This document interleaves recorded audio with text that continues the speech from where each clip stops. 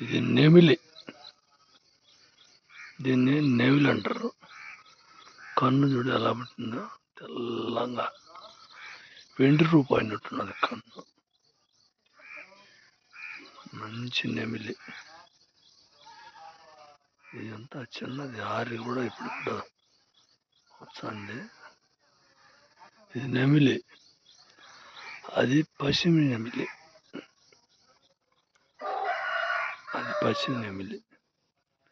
ఇది డాగ, మంచి డాగ.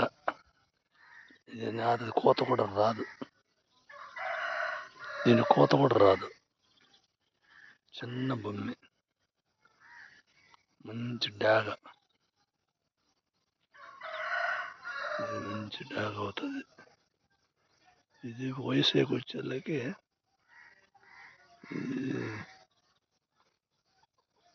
ఒక 11,000 12,000 అమ్ముతుంది. ఆ పెట్టలన్నీ దాని జాతలోటి, దానికి పుట్టినటి దాన్ని పడింది. ఆ పుంజు ఆడ ఒకటి ఉన్నది, అది పశ్చిమ నెమిలి. అది ఆ డాగ జాతలోది. అది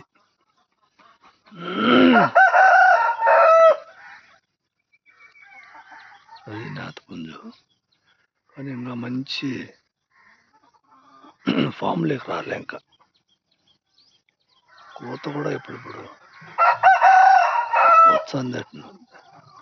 కోత కూడా వేయలే, ఈ డాగా వేయలే.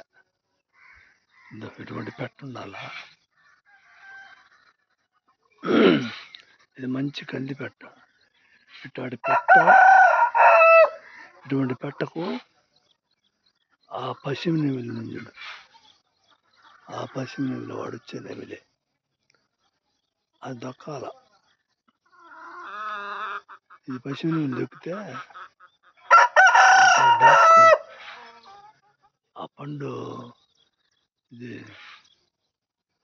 ఆ పెట్టను కంది పెట్టది, మంచి కంది పెట్ట.